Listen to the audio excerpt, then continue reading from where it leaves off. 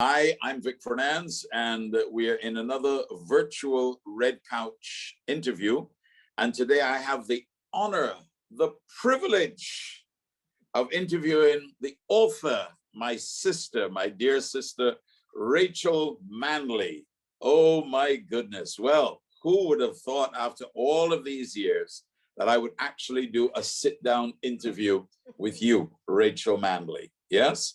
So welcome to Capital Media and to the Red Couch, even though the Red Couch, like the interview, is virtual. Well, Vic, I'm remembering the Red Office that I used to go into when I was your director of advertising.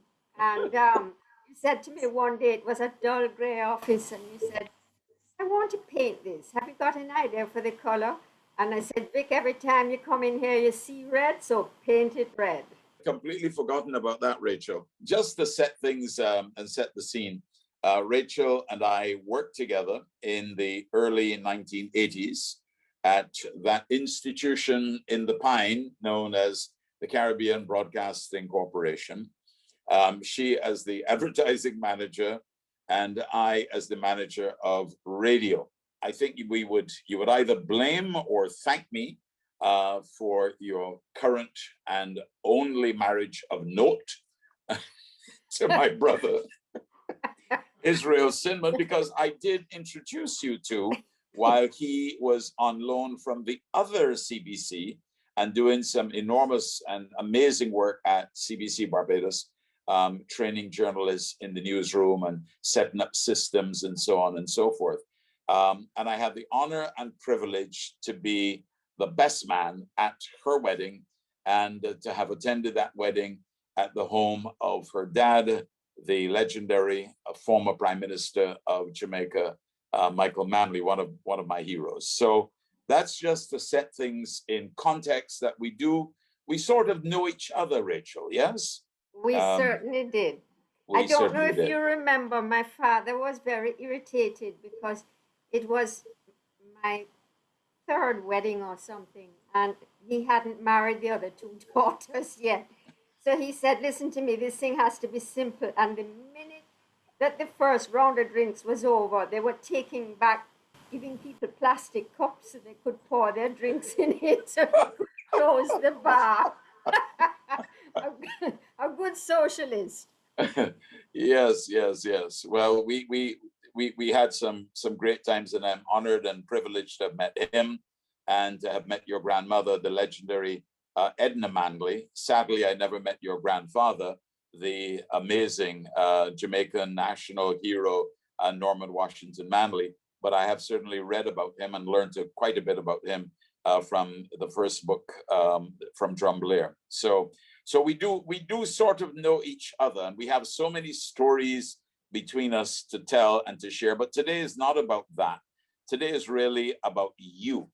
Tell us a little bit about what was your life. I mean, growing up, it must have been an experience, an amazing experience, growing up at the feet of Norman Manley and Edna Manley, and then having a father like Michael Manley. So you had two prime ministers, you had ministers, uncles who were ministers, and so on. I mean, this must have been quite an experience for you growing up as a young woman and as a child. Tell us a little bit give us a little snapshot, a little glimpse into what life was like. Well, when it's your life, you don't know anybody else's life but your own experience. You don't realize how extraordinary it is. I mean, it's only looking back I realize. But as a child, I knew that the most important of my siblings was called Jamaica, and that these grandparents I had, they were always very busy, and they were building a nation. This is before we had a nation. My grandmother was building up local art. She could not understand why in this vibrant island with all this color and light and water and there was the art reflected only the English perspective. There were lions and daffodils and things that weren't indigenous to Jamaica. So while my grandfather would be in one room of our house, with the national executive trying to plot to get more self government from the British government. My grandmother was in another room with all the drunken writers and artists, encouraging them to write about Jamaican things and to paint and sculpt. And she used to teach at this herself and Bob Verity started an art school at the institute. So as a child, I just had this feeling of something something being created between the two of them. Very soon, when I was very young, the whole idea of federation came about. And I mean, to me, the other islands, I've always considered myself Caribbean rather than just Jamaica. And it's probably because I grew up with my grandfather with a hurricane map showing me all these islands that were our sisters and brothers and this archipelago and always this word subterranean. We are subterraneanly linked. So we were going through federation and at the same time wanting Jamaican independence. And how these things express themselves with me, the way a child sees life. I would go into the their PNP executive meetings, and I would steal their muffins because I knew where the muffin tin was. And the great N.N. Nethersole, who became Jamaica's finest minister of finance, we would signal each other and get to the muffin pan, and then somebody would do without muffins that evening, and we found that very funny. Then, when all the federal leaders were sitting like the great Brantley Adams and the great Eric Williams, Bear Bird, Marishaw, they were all be sitting around the dining table discussing federation. I had no idea how significant this was. But I remember I climbed under the table and tied together Adams and Williams's shoelaces, and I don't think they got on very well. So when they went to move, of course, they were tied together.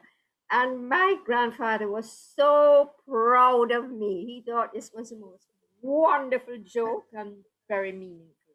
So this was my contribution to the history of modern Jamaica. And then in another section of the house was my crazy father, who was a, I thought of him as a big naughty brother. He was always getting into trouble with my grandparents. He was always up to something. He was then a journalist. So this was the family I lived with.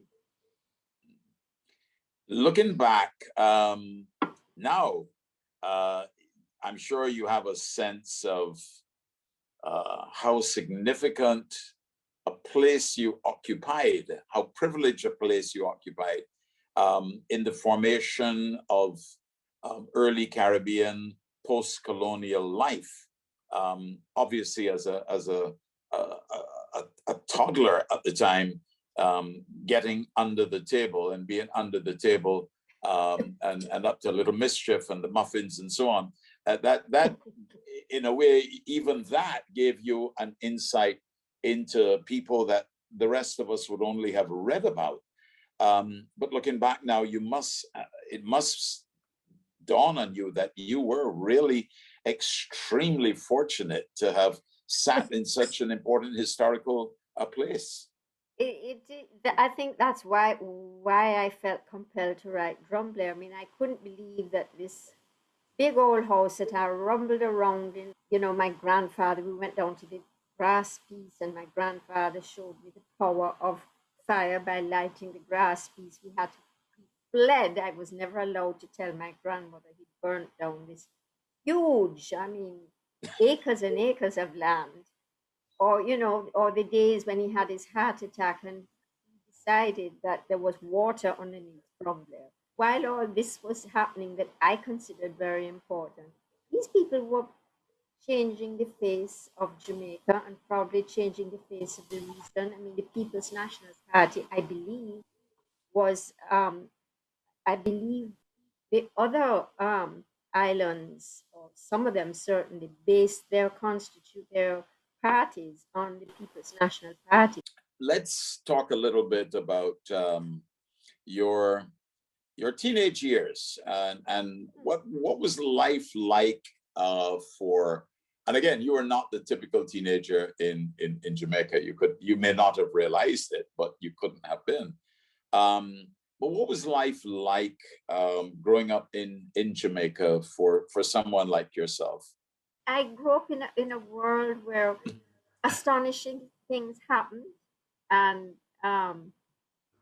but outside were pretty ugly things that used to go on because, you know, we always think that our island doesn't have these problems. Each of us thinks so. But the whole Caribbean had its problems, which we got from history. I was so amazed the other day hearing your prime minister, who I have an enormous regard and respect for, talking about this question of having self confidence. And I think I was very interested and moved by it because I have always thought it is this lack of confidence that we have that expressed itself in a little story like that of my friend who couldn't go to certain parties because of the color of his skin. And in many ways, we have all, it was done to us, and we now all do it to each other. Every day, parents do it to children, siblings do it to each other, it's done in schools. And that, that beautiful talk that Mia gave really hit the nail on the head. How strong we could be. I mean, can you imagine with globalization if we had stuck with federation? I wish that I could see in my lifetime a movement start again to try and bring greater significance to CARICOM and, cultural, political, economic. Well, we have the economic. And I believe the person that could spearhead it, I believe this is Mia. I want to bring it back to you because I don't want us to get away too far from you. I want to bring you now to the era of your writing, of your coming out. At some point, you must have awakened this tremendous reservoir of talent, of writing, of creativity that was within you. But in a sense, you seem to have taken quite a while to come to that. Was this that you were overshadowed by the great Manleys?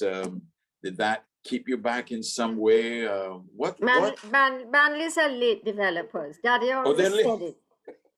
Daddy always said we were late developers. I think it was he used it to console himself when we children weren't getting on with our lives. But no, from I was very small, my grandmother tried with me to get me to paint or to sculpt, and it was clear I had no talent. So she gave me paper and told me write.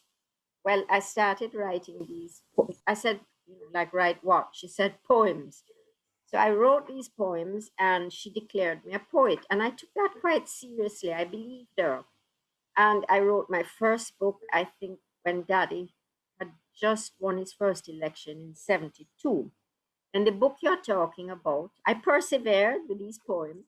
I bringing up children and marriages. I always wrote these poems, and I would send them to my grandmother, who would tell everybody how wonderful they were, and she would beg and plead with anybody to review them or praise them, something. And anyway, so the second book came out in Barbados, and that nice Barclays Bank, which is still there at Rendezvous, but I think it's I don't know, it's next to supermarket. I can't remember what it is now.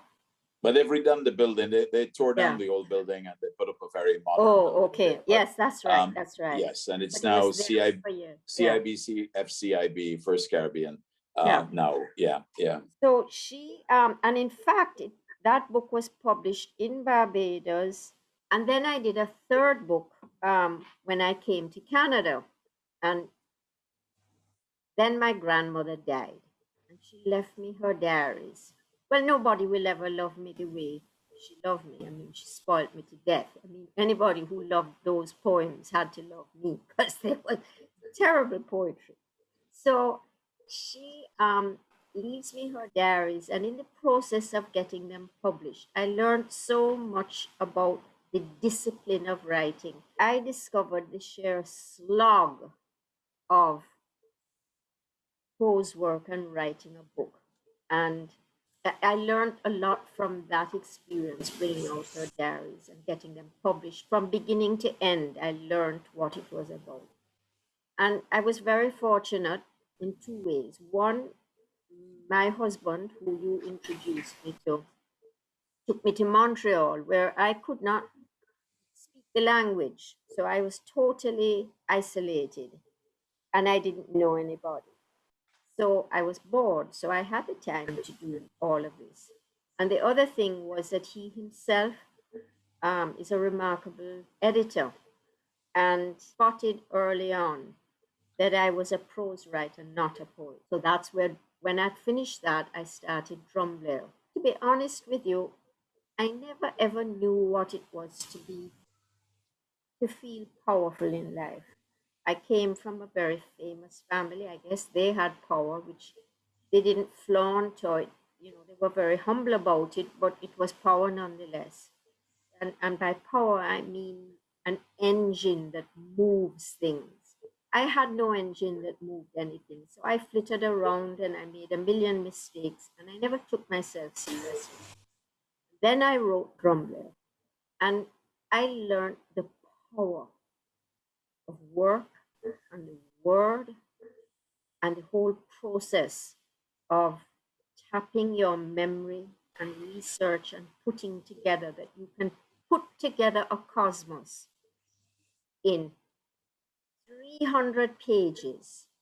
And I discovered that, when you think about it, a year has 365 days. It is not hard to write one page a day. Here you have 365 pages. And that was such a revelation to me.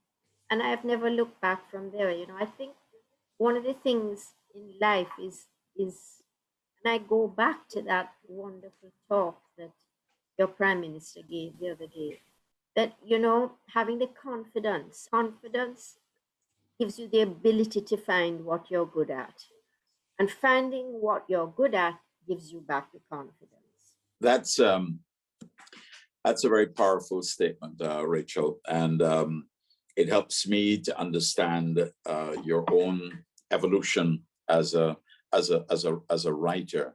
How many books have you now published since Drumblare?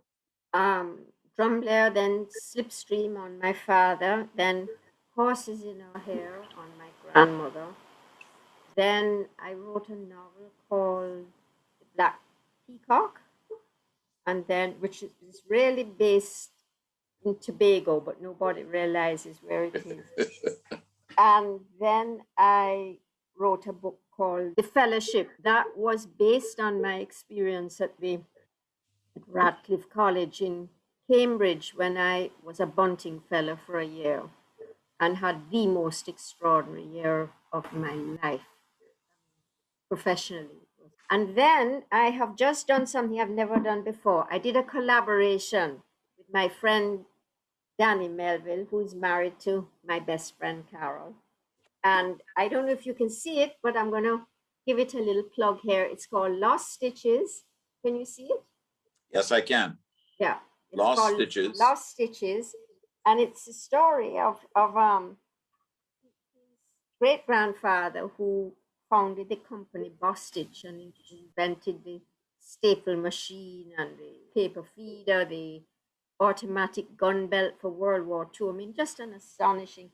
But in discovering why he was in Jamaica and not in Cambridge or in Rhode Island, where this great ancestor had been, why did his grandmother come? He discovers the story of the Melvilles, his father's side, which turns out to be the part of the story that everybody is delighted with because it is such a Caribbean story. It's a wonderful story.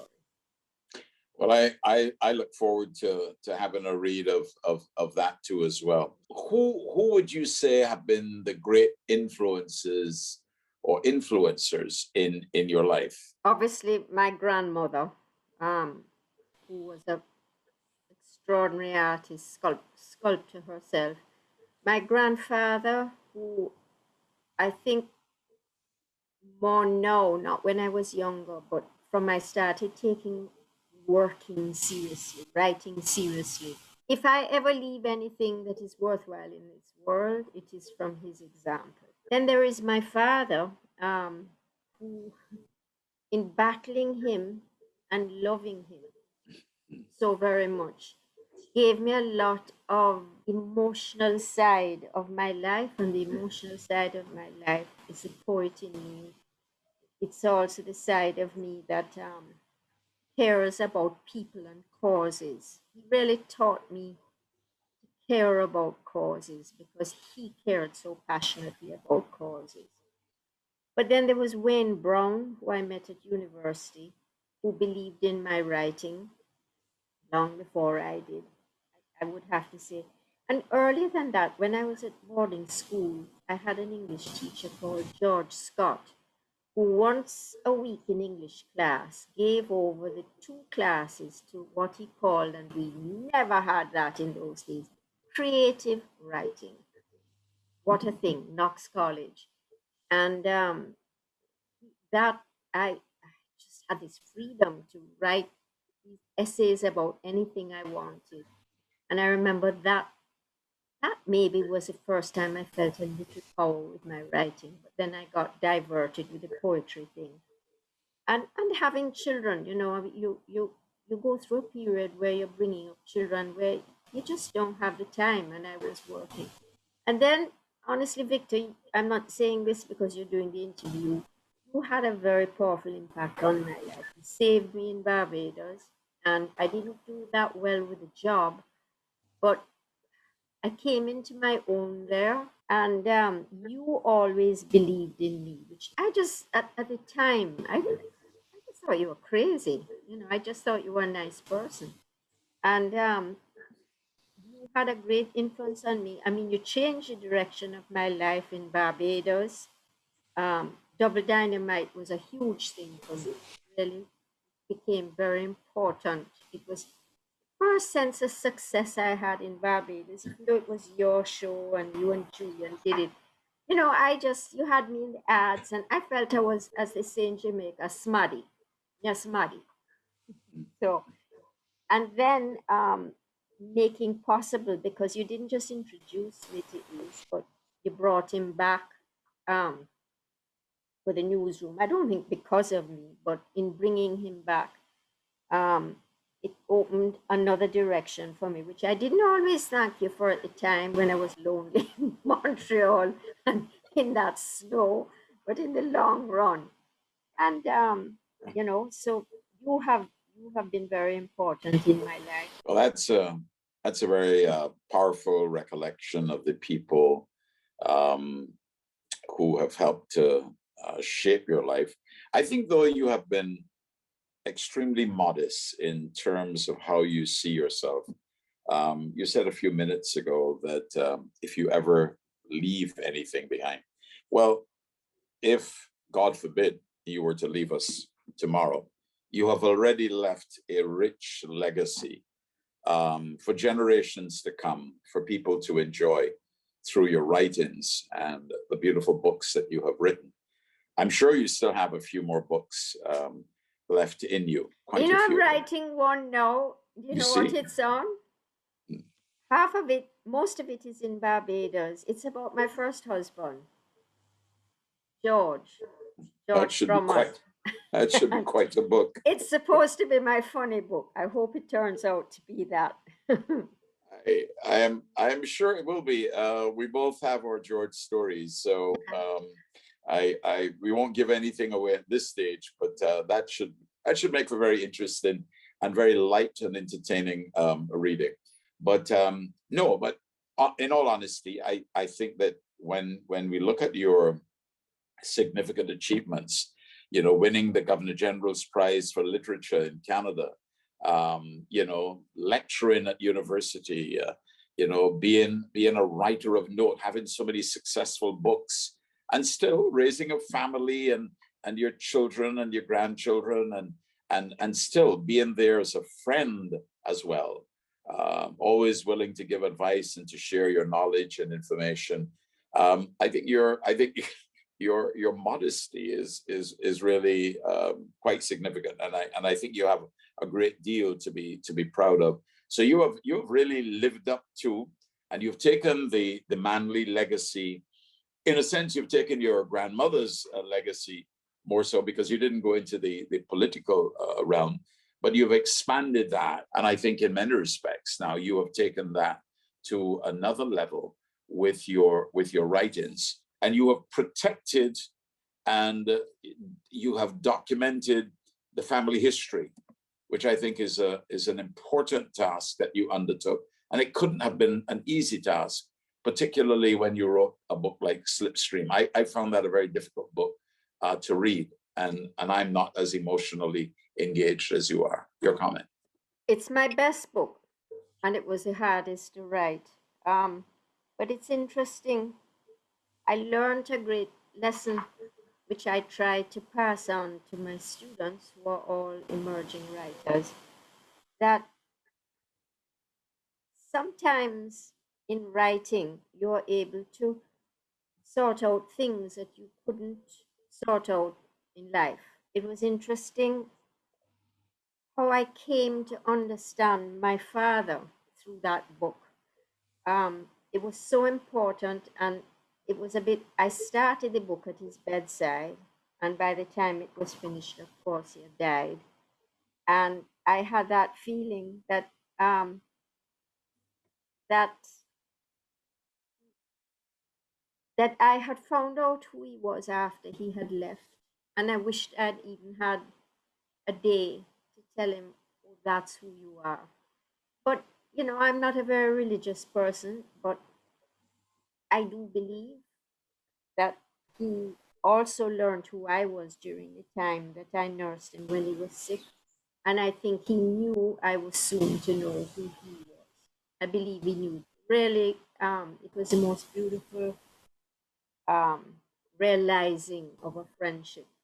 Uh, so that book was hard. It had to write, and it was the first time I had tried not a chronological order, but to just writing themes, and the book went up and down and up and down, and then I had a publisher who wanted me to write it as a novel. How do you make Michael Manley into a fictional character? You don't need to. But you were saying about, I was thinking, smiling. I remember when my dad died, saying to one of his security people, "I miss my father so much." And he looked at me and he said, "You miss him? What about us?" He never really belonged to us. He belonged to Jamaica, my whole family. What a remarkable story. My sister Ray, I want to thank you for this opportunity today to share some of your insights, and finally to do an interview with you as the subject, and not be talking about double dynamite or some other crazy stuff that happened here in Barbados, or people chasing after a well-known person across Barbados. Anyhow, those are topics for another occasion, another time. But thank you very much, Rachel Manley. Thank you, Vic. We look forward to your new collaboration with Danny Melville, and certainly I would like the opportunity, when you speak to Danny, to let him know that when he lands back in Barbados, I want the opportunity He's to do. There. He's here. Okay. There. So, I'm sure he'd love to do it. To do an interview with him. Yeah. Right. Okay. All right. And thank you once again for this opportunity, for an insight into the life and the times of Rachel Manley. It's been lovely, Vic. I missed the red room, but the voice, your voice, it's the same voice. I love your voice. Always did. Thank you. Thank you very much.